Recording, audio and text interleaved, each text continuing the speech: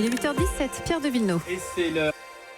Et c'est l'heure de l'interview politique d'Audrey Crespo-Mara. Votre invité aujourd'hui, le député Rassemblement National du Gard, Gilbert Collard. Bonjour Gilbert Collard. Bonjour Audrey. J-3 avant la journée des Gilets jaunes. J'imagine que le vôtre est prêt.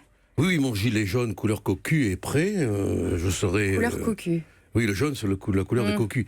Mais il y a des cocus qui sont contents et des cocus qui ne sont pas contents.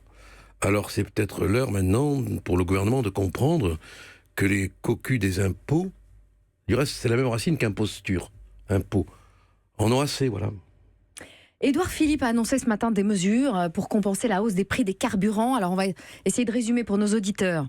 Pour le fioul et le chauffage, élargissement du chèque énergie, l'aide qui est de 150 € passera à 200. Et puis surtout, elle concernait 3,5 millions de Français, elle concernera 5,5 millions de Français. Puis pour les voitures, extension de la prime à la conversion. C'est ce qui aide les Français à changer leurs vieilles voitures polluantes pour des voitures électriques, hybrides, neuves ou d'occasion. Et là, il y aura 1 million de primes financées pour le quinquennat. C'est 2 fois plus que prévu. Et puis cette prime qui est autour de 1 000 €, il y aura une surprime de 4 000 € pour les 20% de Français les plus modestes. Et puis le gouvernement élargira aussi pour ceux qui roulent beaucoup l'indemnité kilométrique. Toutes ces aides seront défiscalisées et ce sera au 1er janvier. Alors, l'esprit général... Suppression du chauffage au fioul. Chauffage au fioul d'ici à 10 ans. Plus d'aides pour se chauffer... Aussi. Ouais, moi, sinon, on va faire les 8 minutes. C'est l'inventaire à la Prévert. Juste l'esprit général. Oui. Plus d'aide pour se chauffer et pour rouler. Ça va dans le bon sens ? Alors écoutez, de toute façon, tout ce qui allège le fardeau fiscal, qui fait de nous des frappés de scoliose d'impôts, c'est une bonne chose. Hein. Mais ce qui est quand même extraordinaire, et il faudrait que les auditeurs le perçoivent bien, c'est que aucune de ces mesures n'a été envisagée, inscrite dans la loi de finances qui a été votée lundi.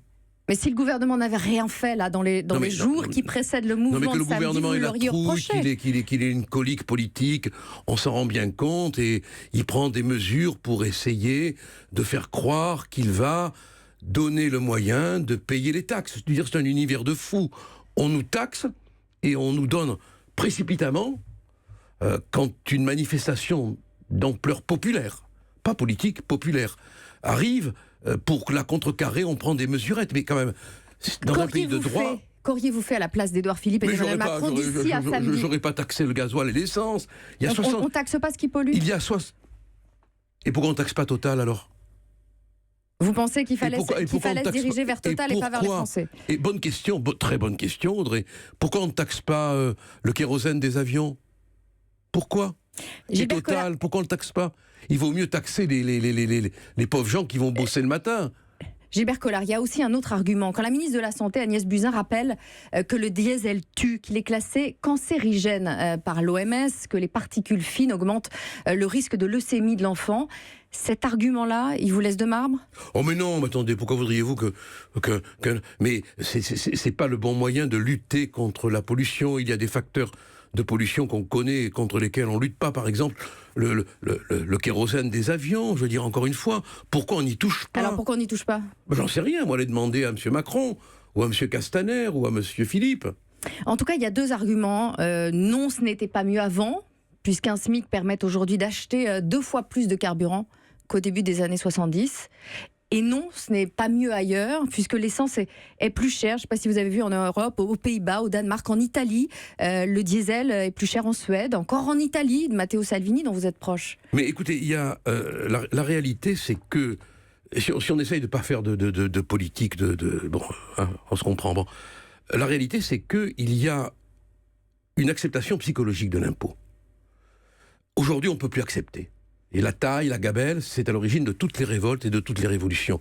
On a atteint un seuil de supportabilité fiscale qui est plus possible. C'est-à-dire que la moindre taxe, le moindre impôt aujourd'hui devient irritatif. On n'en peut plus. On est le pays le plus taxé au monde. Vous savez, c'est ce que disait aussi Matteo Salvini quand il était dans l'opposition. Il faisait lui aussi la chasse aux taxes. En campagne électorale, le 11 mars 2018, le leader de la Ligue promettait: au premier Conseil des ministres, je supprimerai 7 taxes sur l'essence, et les Italiens attendent toujours. Donc, est-ce que c'est pas plus simple de dire ça quand on est dans l'opposition ? Alors, je ne savais pas que la référence pour pour les journalistes et j'en suis très heureux. Vous entendez ce que je veux vous dire, c'est que quand on est dans l'opposition, on a des idées formidables. Pour entendre, j'entendais très bien, même si je ne suis pas psychanalyste. Je ne pensais pas que la référence était Matteo Salvini, mais bon. Quand on est dans l'opposition, c'est plus simple. Non, mais il est vrai, c'est vrai.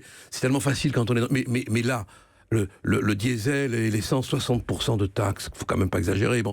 Et quel est le journaliste qui pourra dire qu'on n'est pas le pays le plus taxé du monde ? En taxe sur l'essence et sur le diesel, il y a d'autres pays qui nous dépassent. Mais oui, mais c'est compensé dans ces autres... Alors là, il faudrait faire un travail sérieux dans ces autres pays. C'est compensé par une légèreté fiscale dans d'autres domaines, ce qui n'est pas le cas en France.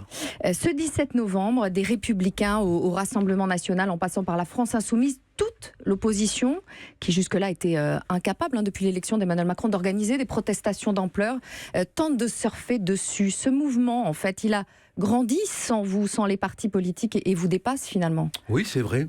Tant mieux. Tant mieux, vraiment. Tant mieux, ça tant vous mieux. échappe. Moi, je dis, même si ça ne fait pas plaisir à mes amis ou à mes ennemis, ce qui est bien, dans ce cas-là, tant mieux. Cela veut dire qu'il y a encore une spontanéité des masses. Et une faiblesse des partis politiques d'opposition. Et une très grande faiblesse des partis politiques d'opposition et une nullité du parti au pouvoir. Cela veut dire qu'il y a dans les soubassements de la vie politique française quelque chose que ni les politiques, ni les journalistes voient. Ça nous passe sous le nez, on ne le voit pas, et peut-être qu'un jour ça va nous siffler l'arrêt de la partie. Le peuple en a marre, voilà. Le Rassemblement national n'est pas capable de l'entendre ? Mais le Rassemblement national l'entend très bien. On a été les premiers à parler de ce mouvement. On a été les premiers à en avoir l'idée, du reste. À le récupérer, diront certains. Mais de toute façon, que faire d'autre que récupérer aujourd'hui ? Vous nous auriez accusé de récupérer la prise de la Bastille si on en avait parlé à l'époque. Bon. Christophe Castaner a prévenu, les CRS seront autorisés à utiliser la force pour rétablir la circulation.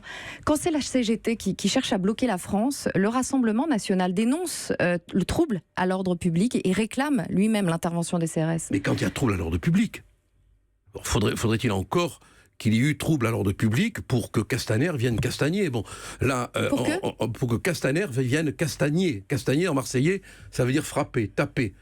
Il a peur, il est mort de trouille, c'est la raison pour laquelle il dit attention, les policiers vont charger, il va y avoir... Il est ministre de l'Intérieur.